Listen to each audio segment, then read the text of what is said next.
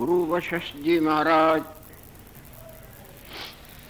भगवान राम को जो ज्ञानामृत का मंगलमय प्रसाद सेवन करा चुके हैं, वही मंगलमय प्रसाद भगवान लक्ष्मी नारायण देव की अपार कृपा से अपन लोगों को प्राप्त हो रहा है। पूर्व में गुरुदेव ने समझाया है कि हे राम जी, जिस तरह बबूहा अपने मुंह से तंतुएं निकाल के उसमें आप ही फंस जाता है,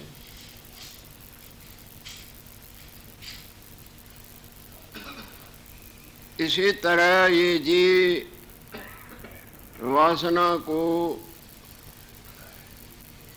उठा के, वासना को प्रकट करके वासना के जाल में बंध जाता है। जिस तरह आपका ही जागृत रूप स्वप्ने के मिथ्या वासना को प्रकट करके उसमें कैसे जकड़ जाता है, क्या क्या सपने में नहीं भुगतान भोगता, और वो वासना आपके जागृत रूप में कुछ भी नहीं। जब तक जगता नहीं तब तक अपने आप में उठाई हुई मिथ्या वासना उसमें फंस जाता है। अनंत क्लेशों, हर्षों, शोकों के चांटों पर चांटे खाता रहता है।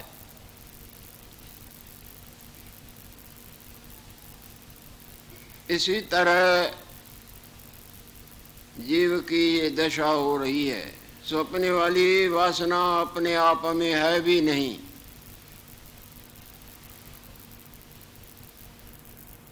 जागृत का भूलना, वो मिथ्या वासना का उदय होना, और मिथ्या रूप और मिथ्या प्राणी पदार्थ और मिथ्या लेना देना, भला बुरा उसमें कैसे उलझ जाता है। जगने पर वो वासना ही नहीं, जागृत में जागृत में वासना ही नहीं तो अपना मिथ्या, अपना आप कहाँ, और मिथ्या उसका मानना मेरा तेरा भला बुरा जन्म मरण कहाँ। ये मिथ्या वासना ही सब दुखों की जड़ है। जब तक जड़ बनी रहेगी तब तक वृक्ष अनंत बार प्रकट होगा, और फिर बीज रूप धड़ेगा, मरेगा, फिर धड़ेगा और मरेगा, युगों भटक भटक के भटकता ही रहता है। जितने भी ये वृक्ष देखते हैं, पहले इनका रूप ये नहीं था न, बीज रूप थे न, और जब नष्ट हो जाते हैं इनके बीजों में जब तक कचास है तब तक कई रूप धरते मरते, मरते धरते, बन बनते मिटते रहते।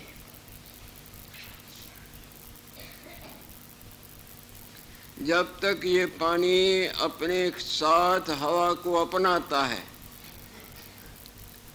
उस हवा को अपना के अपना आप मानता है, तब तक कई बार प्रकट और अस्तर उदय और अस्तताई के भौरों में भटकता रहता है न। और हवा के साथ जब भली प्रकार संग इसका छूट जाता है, तब न इसमें कोई जन्म है, न बनना है और न बिगड़ना है।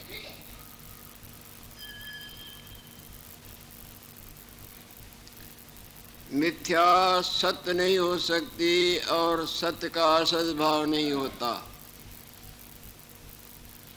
ना सतो विद्यते भावो, ना भावो विद्यते सत, उभयोरपि दृष्टो अंतस्त्वन्योस तत्वदर्शी भी। वास्तवताई के जानने वाले इस मर्म को जानते हैं। जिस तरह जागृत पुरुष जानते हैं कि स्वप्ने वाला ये है ही नहीं है, तो जागृत पर वो मिथ्या वासना को अपना के अपने आप को दुखी सुखी देख रहा है, रो रहा है या बरबरा रहा है।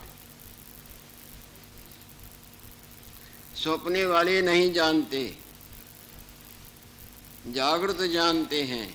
इसी तरह मर्मज्ञ जो हैं, जो ज्ञानवान हैं, समझदार हैं,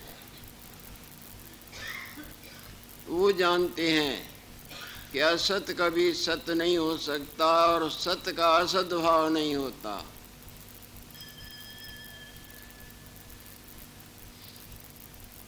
जितना भी इसमें वासना में हमको अपना आप और संसार दिखता है, ये सब जब वासना ही झूठी है आत्मस्वरूप में, तो हम कहाँ और हमारा और जन्म और मरण कहाँ। आत्मस्वरूप में बंध भी झूठा है और मोक्ष भी झूठा है।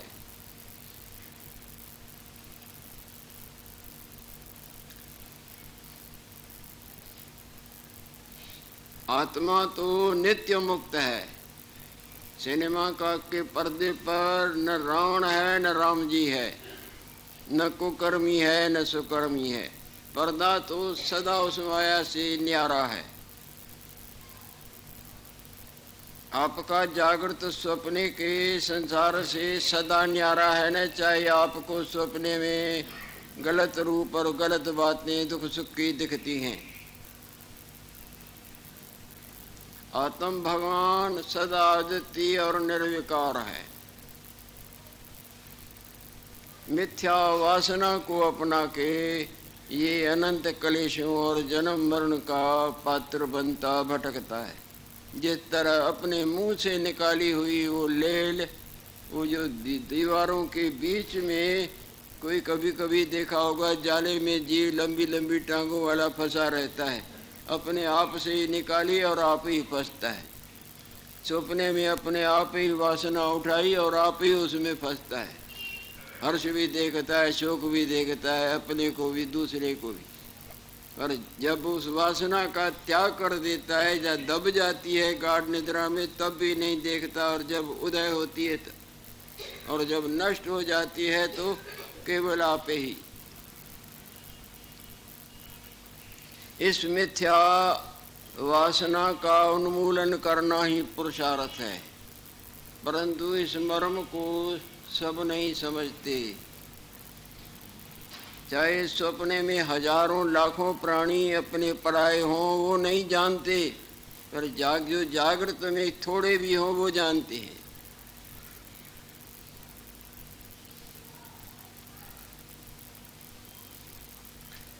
जब गुरुदेव ने ऐसे बोला तो राम भगवान कुछ पूछने लगे हैं। राम आवाज,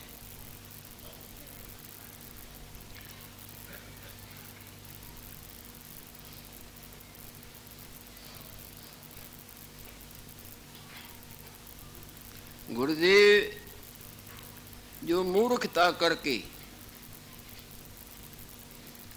अपनी वासना को बिल्कुल गाढ़ा करके हृदय में पकड़ रखते हैं, मैं वासना को,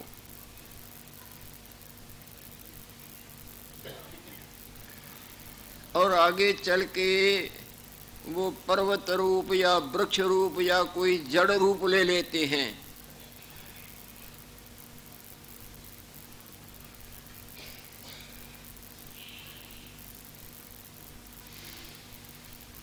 वो तो बरसों के बरस पर्वत रूप बने रहेंगे या वृक्ष बने रहते हैं या और कोई जड़ रूप लिए पड़े रहते हैं।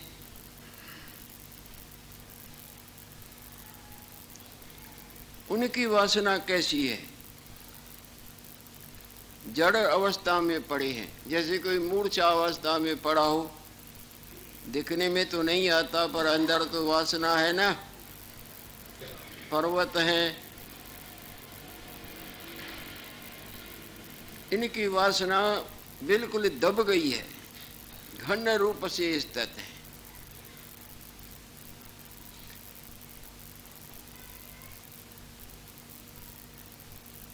उनकी वासना कैसे होती है? हमारी तुम्हारी तो थोड़ी देर की वासना होती है तो वो भी थोड़ी देर बहुत देर दिखती है, तो जग जाने पर वो वासना गई, वो रूप भी गया। पर पर्वतों की और वृक्षों की तो घन वासना है ना, उनमें भी जीव है।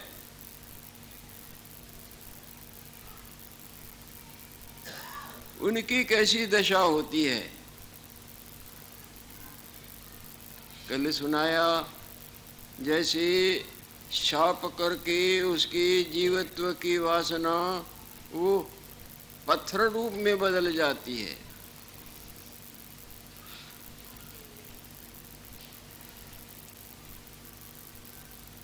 महर्षि गौतम जी की पत्नी देवी अहिल्या शाप से मूर्छित होके वो जड़ देह बन जाती है, पर वासना है।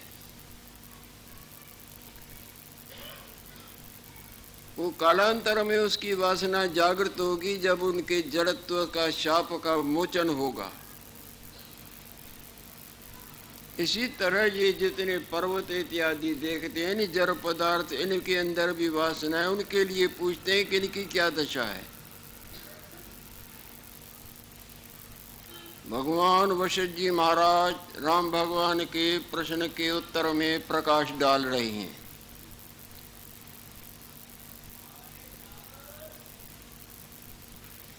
हे राम जी, जितने भी ये स्थावर जीव है ना, पर्वताकार या वृक्षाकार या किसी जड़ रूप में, इनकी अमन सत्ता है। हाँ, ये अमन सत्ता को नहीं प्राप्त हुए हैं। ये जितने भी जड़ वर्ग हैं जो चलते नहीं, इस तरह खड़े हैं, इनकी अमन सत्ता नहीं, ये अमन सत्ता को नहीं प्राप्त हुए।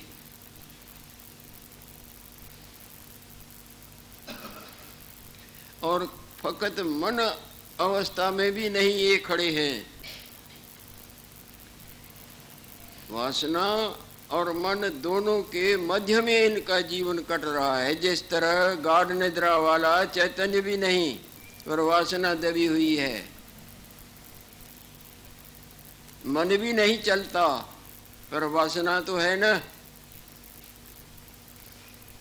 जब वो वासना फिर खुलेगी और मन का योग हुआ तो फिर वो देखना मैं तू मेरा तेरा सब करेगा। गाढ़ निद्रा वाले को मरा हुआ तो नहीं माना जाता है ना, मूर्छा वाले को मरा हुआ तो नहीं माना जाता है ना।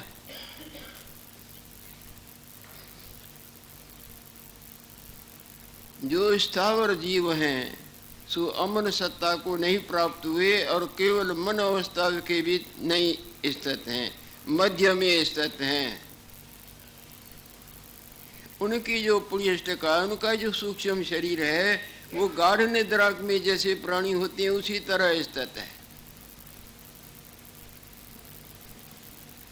जो फकत दुख का ही कारण है, मूर्छा पड़ा रहा, न इधर का न उधर का, पर है जरूर।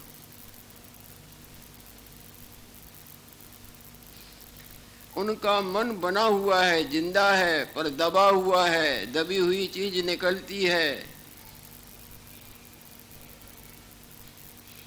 उनका मन नष्ट नहीं हुआ है। गाढ़ निद्रा में वो जिस तरह प्राणी पड़े रहते हैं, इसी तरह वहां उनका मन दबा रहता है, वासना दबी रहती है, जड़ रूप स्थित हैं। समय आने पर वो जागेंगे। जैसे गाढ़ निद्रा में पड़ा हुआ भी समय आने पर जगता है ना,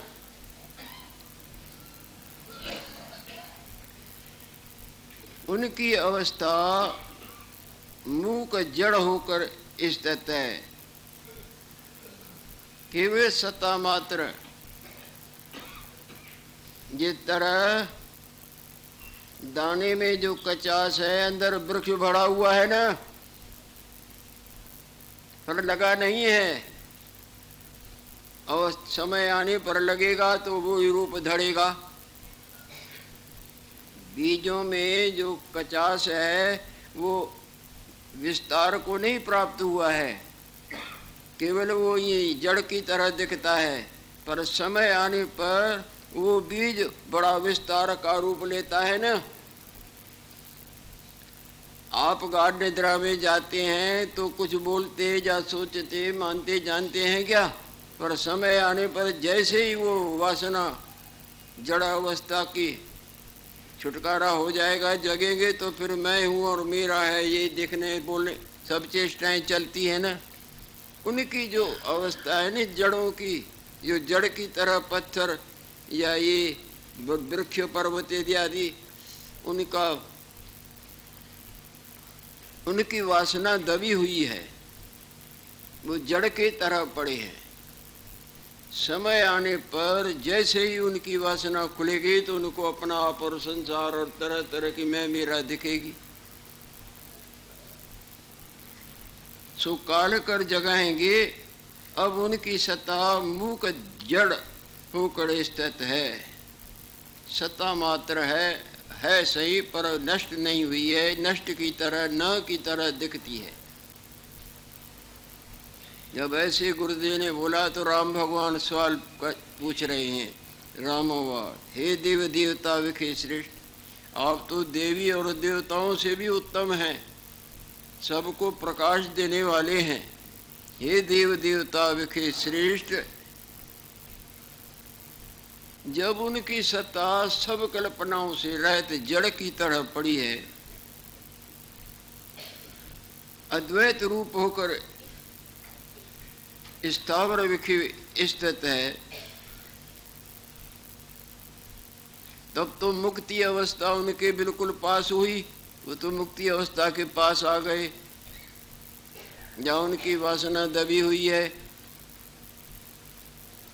ऐसा सिद्ध हुआ।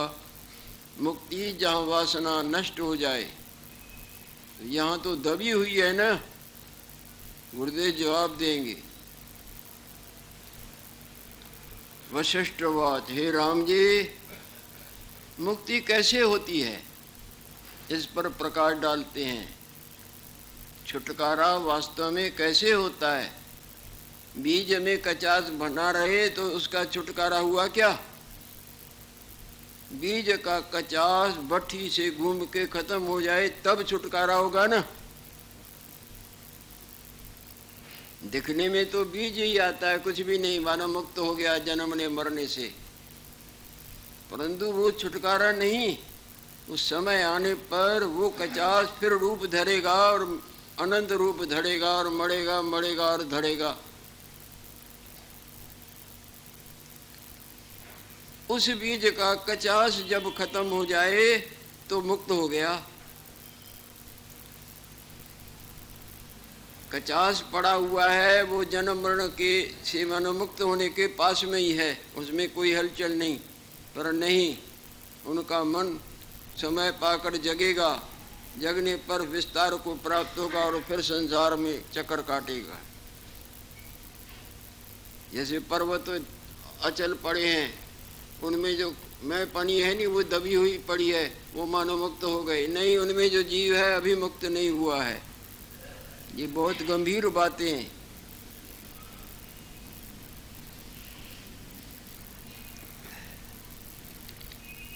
मुक्ति कैसे निकट होती है? मुक्ति तब होती है जब समझदारी से वस्तु को, बात को विचार के प्रकाश से वो ग्रहण करे।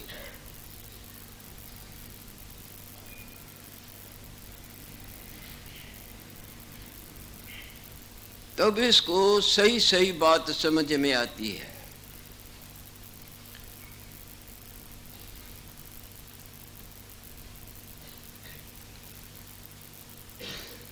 जब समान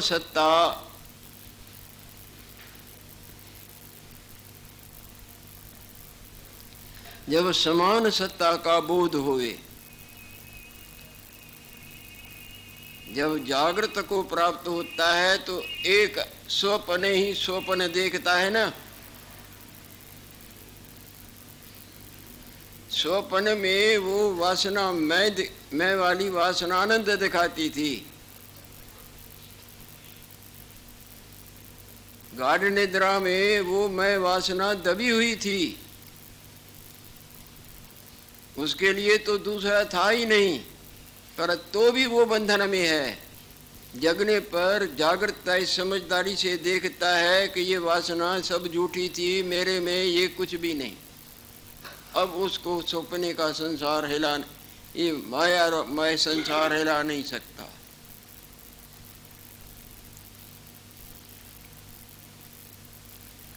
जब समान सत्ता का बोध होवे तब केवल आत्म पद को प्राप्त हुए। तब केवल आत्म पद, एक एक शब्द में गंभीर बहुत ही अलौकिक रहस्य बड़ा पड़ा है। ऐसे पढ़े तो जैसे समझ में नहीं आता, बाहर डालने की नहीं, अंदर प्रवेश करके देखे। इनके अर्थ के अंदर जितना मन का प्रवेश होगा उतना उतना मन सावधान और आनंद का चौंकता जाएगा। जब केवल आत्म पद समान सत्ता का बोध हुए तब केवल आत्म पद को प्राप्त। केवल आत्म पद के उसमें न दूसरा था न है न होगा। जब पूरी तरह से विवेक पूर्वक विचार पूर्वक जागृति होती है तब केवल आप अपने आप को ही देखते हैं, नहीं सपने वाला हम और तुम आत्म पद जिसमें दूसरा कुछ न था न है न होगा, जो आगे ही मुक्त है। वासना के वेग से अपने को बंध मानता था और गाढ़ निद्रा में वह वासना दब गई थी। जड़ अवस्था में ऐसे कोई कर्म होते हैं जैसे वो जड़ अवस्था रूप वृक्ष या पत्थर का रूप, ये वृक्ष पर्वत का रूप लेते हैं। ये पर्वत भी जन्म लेते हैं क्या? नहीं लेते। इनका अधिष्ठाता देवता लेता है। हनुमान जी महाराज गए थे तो कैसे वो मेनाक बढ़ता जाता था। अगस्त जी महाराज, ये दूसरा पर्वत का नाम है, वो ऊंचा ऊंचा हो के सूर्य नारायण को ढकने लगा था। तब देवता लोग घबराए तो ये तो अंधकार हो जाएगा। भगवान अगस्त जी महाराज के पास जाते हैं जो महान मूर्ति हैं, जैसे गुरु वशिष्ठ जी महाराज ऐसे ही भगवान अगस्त जी महाराज।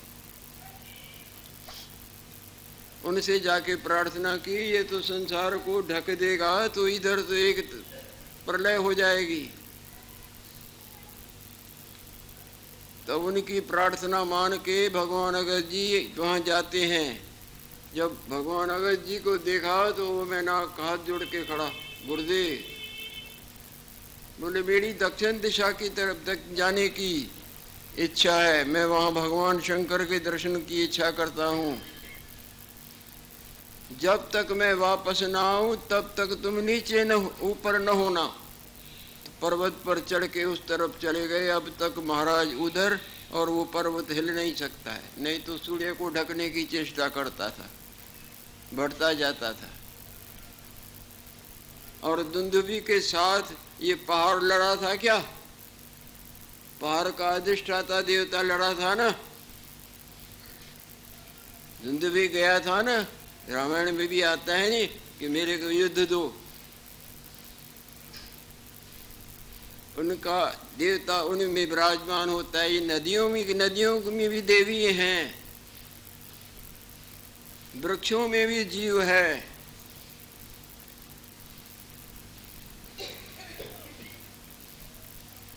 थोड़े दिनों बीच के बाद पिलक हुआ कि सुनाई थी नहीं कि वृक्ष में वो जीव था, और न मानी उसने बात, उसके लड़के को खत्म कर दिया। ये कई दफा प्रसंग 2-3 दफा सुना चुके हैं। और सुनी हुई बुजुर्गों से बातें हैं। वो वृक्ष लगाते थे और वृक्ष तो फल दें, कोई वृक्ष नहीं देता था फल। तो वो बगीचे का मालिक उस माली के साथ सलाह करके घूमते घूमते बगीचे में उस वृक्ष के नीचे जाके खड़ा होगा। ओ माली, गुड़ महाराज, इसने फल नहीं दिया है और वृक्षों ने तो फल दिया है, ये कुछ नहीं।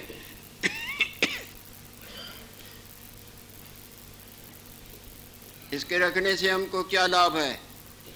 जमीन भी दें, खाद भी दें, निगहबानी भी करें और पानी भी दें और देवे कुछ नहीं, इसको क्यों रखा है? काटो। एक साल की मोहलत दो, अगर दूसरे साल न दिया तो जैसे आप कहेंगे नहीं काटो, रखना नहीं है, इस जगह और लगाओ, वो माली गिर गिराएगा, हाथ जुड़ेगा, मैंने हाथ से लगाया है, एक दफ़ा मेरी वजह से छोड़ो। दूसरे साल न दिया फल तो देखा जाता बड़ी गिड़गिड़ाहट के साथ वो नहीं माने और मिन्नतें करे, बड़े में अच्छा तुम कहते हो तुम्हारी वजह से मैं छोड़ता हूँ एक साल, अगर नहीं दे तो दूसरे साल काट दे। बरोबर दूसरे साल वो फलों से भर जाता है। वो सुनता है ना जीव, अंदर जीव है ना। इसी तरह से उनकी अवस्था दूसरी है। वो गाढ़ निद्रा में जिस तरह हमारी अवस्था होती है और जैसे अथवा सपने में होती है, और ये जागृत की है। जागृत में एक रूप में स्थित है, दूसरे है नहीं उसमें। इसी तरह जब बुद्धिमता से विचार के वास्तवताई को जानता है, तब सत्ता समान पद जो आत्म पद है, जो अपना आप ही है फकत, जिसको आत्म पद करके